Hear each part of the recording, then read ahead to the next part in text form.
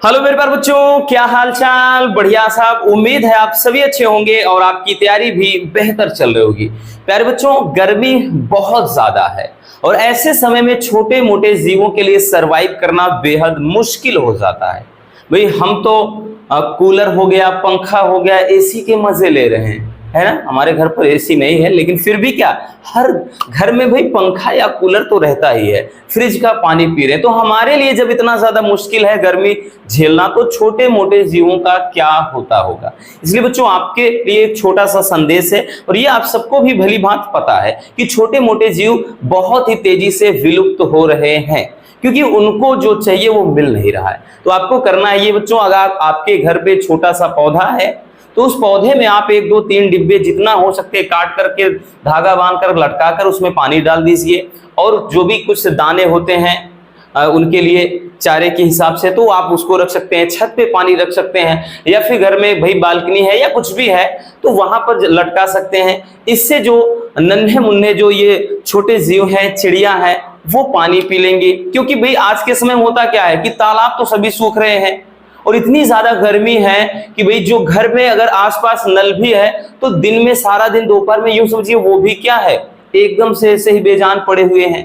तो भाई हम तो अपनी व्यवस्था कर लेते हैं, लेकिन वो कहां से कर पाएंगे। यही कारण है विलुप्त हो रहे हैं। इसलिए बच्चों, ये नेक काम आपको करना पड़ेगा, ठीक है ना। ये करना है ताकि हम नेचर के इन प्यारे घटक को जीवित रख सकें, तभी पर्यावरण का संतुलन बना रहेगा, ठीक है। चलिए, आज के इस वीडियो में बच्चों हम देखने वाले हैं वैद्युत द्विध्रुव के कारण निरक्षीय स्थिति में वैद्युत विभव के लिए व्यंजक। अच्छी स्थिति में तो हमने देख लिया है, और आज के इस वीडियो में हम निरक्षीय स्थिति में देखेंगे। और पिछली जितनी वीडियोस हैं बच्चों, वो प्लेलिस्ट में है।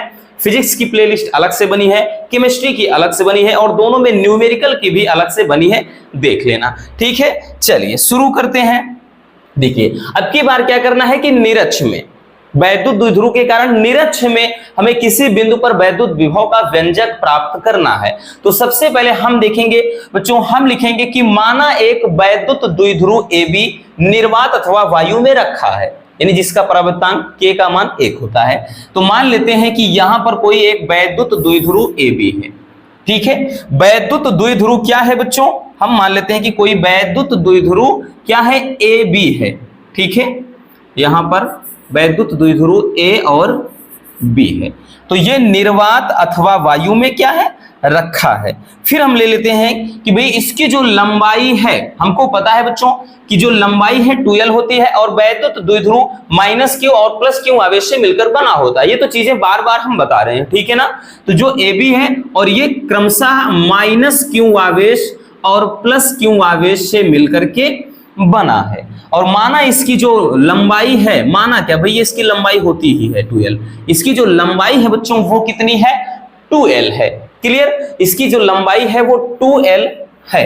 अब इससे क्या करते हैं कि इसके मध्य बिंदु, ये लंबाई 2L है, हम क्या करते हैं कि इसके मध्य बिंदु O से, यहां पर ले लेते हैं कि भाई इसके मध्य बिंदु O से, यहां पर क्या है, मध्य बिंदु O है। तो मध्य बिंदु O से R दूरी पर, मान लेते हैं कि इससे R दूरी पर इसके निरक्ष में एक बिंदु यहां पर क्या है, P है। एक बिंदु P है जिस पर हमें वैद्युत विभव का व्यंजक क्या है बच्चों, निकालना है।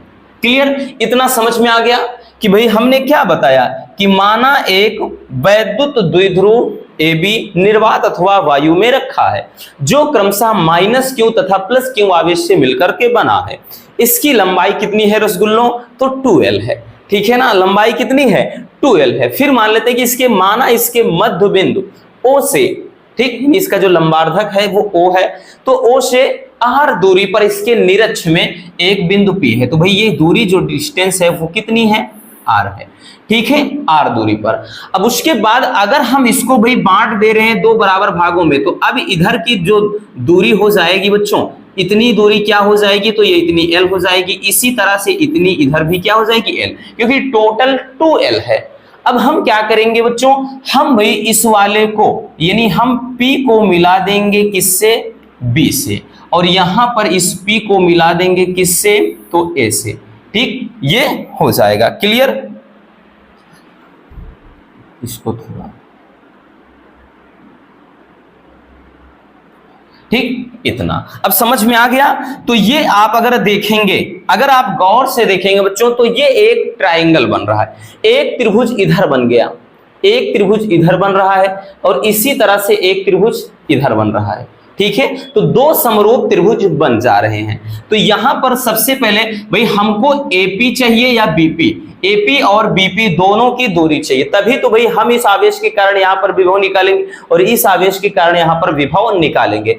तो हम भाई चाहे इस वाले, चाहे ध्यान समझना, चाहे एपीओ के लिए देखें या पीओबी के लिए, ठीक है ना, चाहे इस वाले त्रिभुज के लिए, मतलब जो इधर त्रिभुज है इसके लिए, चाहे इस वाले त्रिभुज के लिए, दोनों के लिए भाई हम दोनों में से किसी एक त्रिभुज में क्या करते हैं, एक त्रिभुज की मदद से ये वाली डिस्टेंस जो है हम निकाल लेते हैं। तो सबसे पहले जो लिखना है उसको लिख लेते हैं बच्चों, ठीक है, जो लिखना है हम उसको लिख लेते हैं। तो लिखेंगे रसगुल्लों की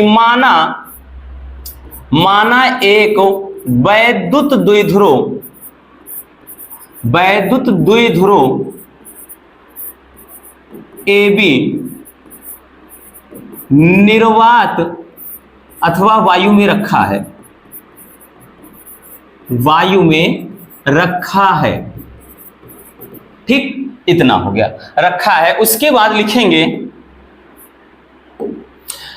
फिर उसके बाद लिखेंगे कि जो क्रमशः -q तथा +q आवेश से मिलकर बना है, आवेश से मिलकर बना है, ठीक, +q तथा -q आवेश से मिलकर के बना है। इतना समझ में आया। अब हम लिखेंगे कि द्विध्रुव की लंबाई, द्विध्रुव की, जैसे पहले में लिखा पूरा वैसे है, द्विध्रुव की लंबाई क्या है बच्चों, 2l है। फिर लिखेंगे कि इसके मध्य बिंदु, इसके मतलब द्विध्रुव के, इसके लिखेंगे कि इसके मध्य बिंदु O से r दूरी पर इसके निरक्ष में, भाई अगर इधर लेते तो अच्छा होता, जिसके जैसे इसके पहले देखा, इसके निरक्ष में एक बिंदु P है, एक बिंदु P है जिस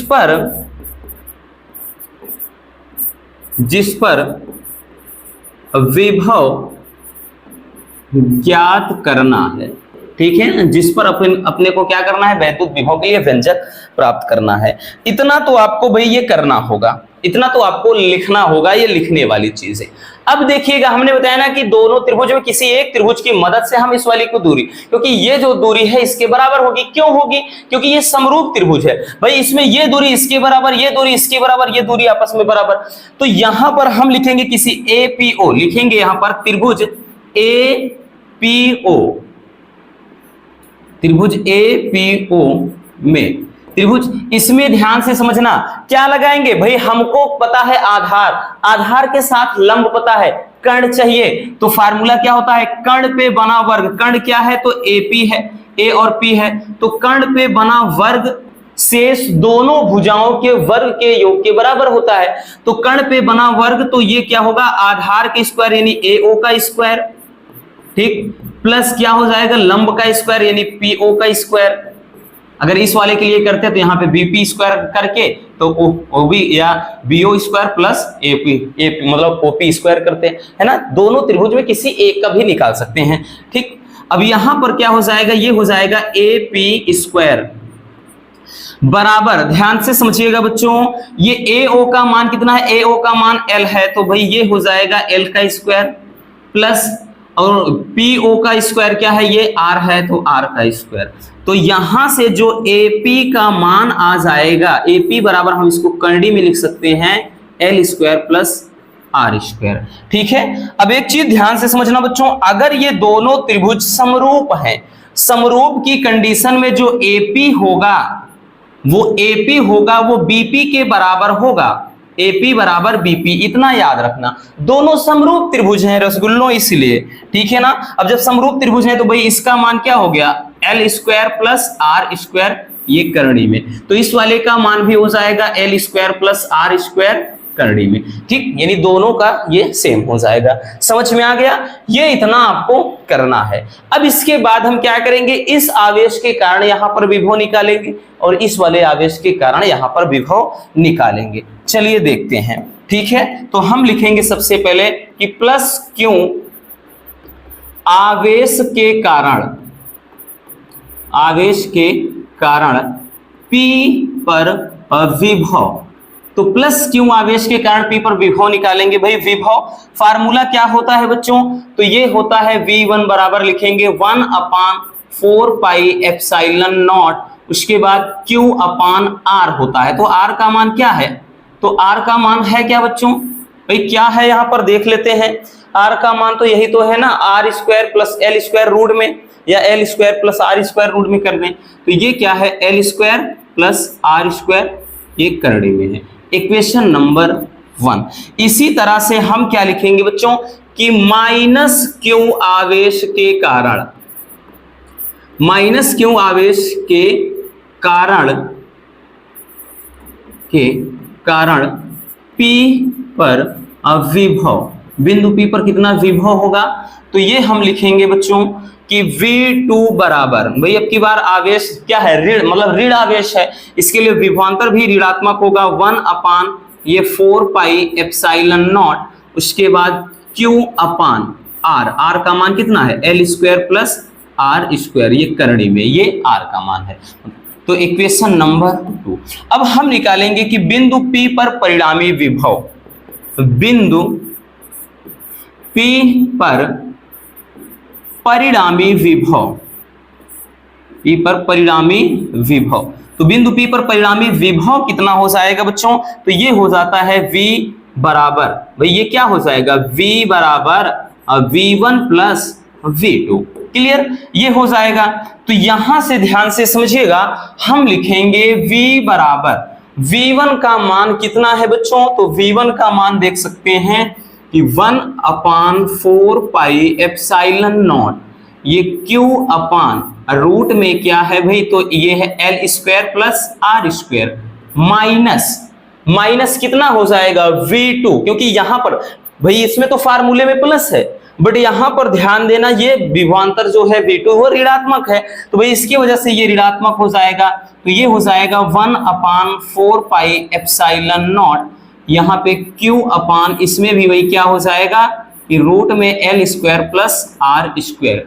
अगर आप एक चीज देखें, ध्यान से देखिएगा बच्चों, यहाँ पे ये जो चीज है ये पूरा चीज सेम है, भाई ये धनात्मक है, ये पूरा ऋणात्मक है, तो ये वाला पूरा इससे कैंसिल हो गया, तो बचा क्या है भाई, क्या बचा बच्चों, तो यहां से V बराबर हो गया भाई 0, V बराबर 0।